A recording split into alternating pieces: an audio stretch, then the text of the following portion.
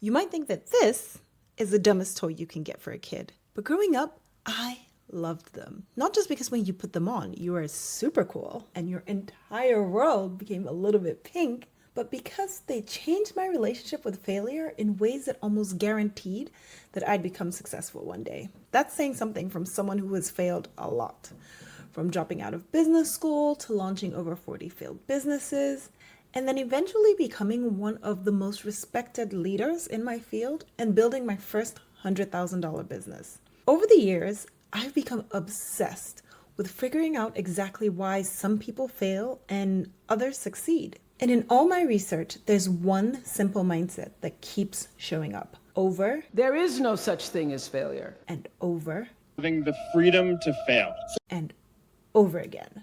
Failure is a part of the process to becoming successful. And it's how successful people think about failure. Because as every successful person will tell you, you have to fail a lot to eventually succeed. But what no one seems to mention is how to do it in a way that actually helps you get from being stuck and frustrated to feeling closer every day to the life you want to live. And I think these little bad boys can help.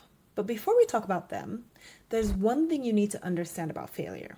Failure tends to affect people in one of two ways. Either they're so afraid of it that they never take any risks, or they take a risk, get crushed by it, and decide never to try again. Both options keep you stuck. But these can help change that.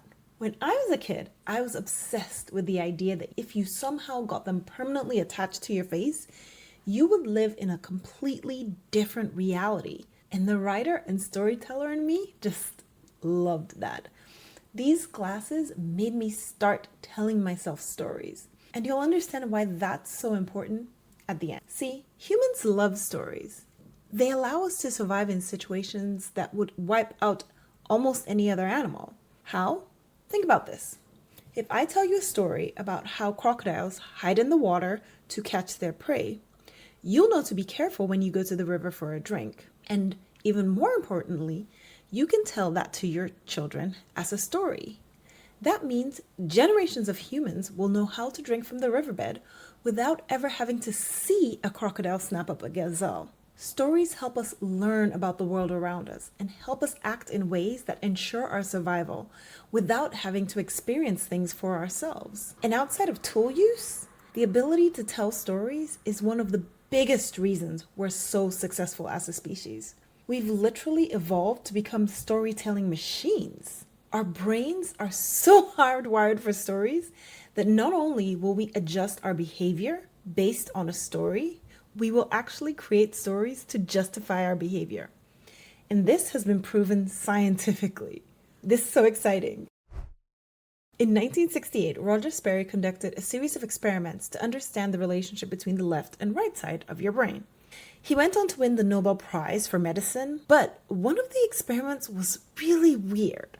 He found out that if you take a person with a split brain, that is, the person who's missing the link between the left and right sides of the brain, and block the ability for each eye to see what the other is doing, and then you tell their non-speaking right brain to pick up an object, it will. But if you then go to left brain, which couldn't see the object, and ask why they picked it up, I always wanted to learn how to solve one of these. left brain will come up with something realistic, but totally made up about why it's holding the item. It's actually kind of creepy to watch, but it's what our brain does all the time. It comes up with stories to explain past actions to its current self. It's just that in most people, you don't notice because both sides of your brain are linked. But what does that have to do with failure? Turns out a lot.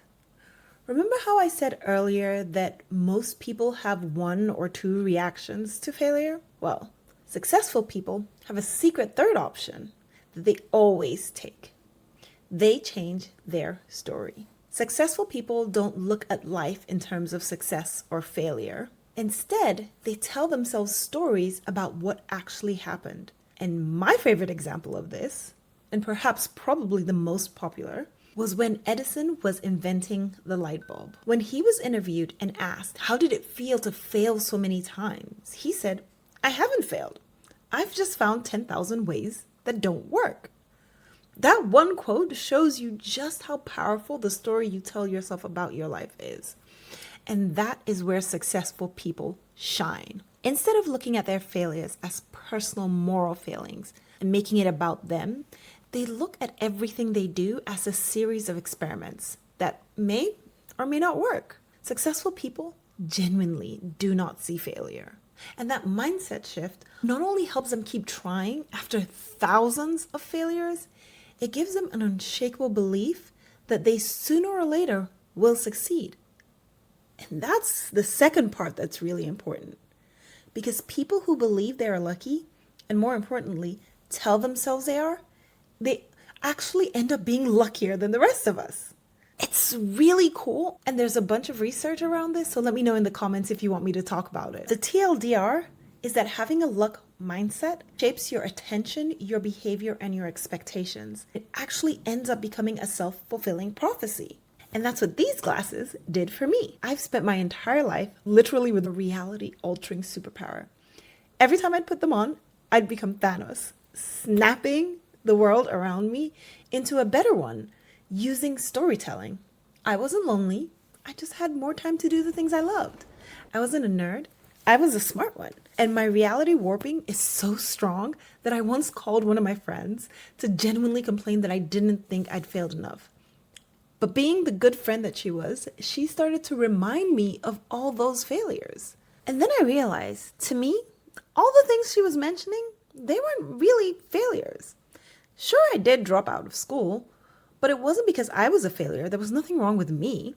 I just couldn't afford to keep going. I didn't fail to make my business successful. I just learned that there wasn't a big enough market for it. Every time something went wrong in my life, I didn't think it made me a bad person, and I didn't think of myself as a failure. I just thought about the real reasons why things didn't work and learned from them. Just to be clear, the goal isn't to make excuses for yourself. The goal is to detach your feelings of self-worth from the outcome of your experiments. And that is the most powerful thing successful people have that others don't. They own the narrative of their own lives, good or bad. They don't let anyone or anything dictate how they feel about themselves. And so, here's a simple trick that will give you the reality-changing superpowers that these gave me. The next time you start feeling bad about yourself for failing, or the next time you're trying to convince yourself to do something and you're afraid that you'll fail, change the narrative. Tell yourself a better story. Over time, you'll learn that you can actually do all the things you want to do. And if you want to learn more about how to actually become delusionally successful, make sure to subscribe to this channel. I'm on a mission to make 10 people, including myself, millionaires this year. And I'm documenting all my successes, my failures, the mindset shifts, the tools, and the strategies that help me get there. But most importantly, I'm doing it in a way that's fun.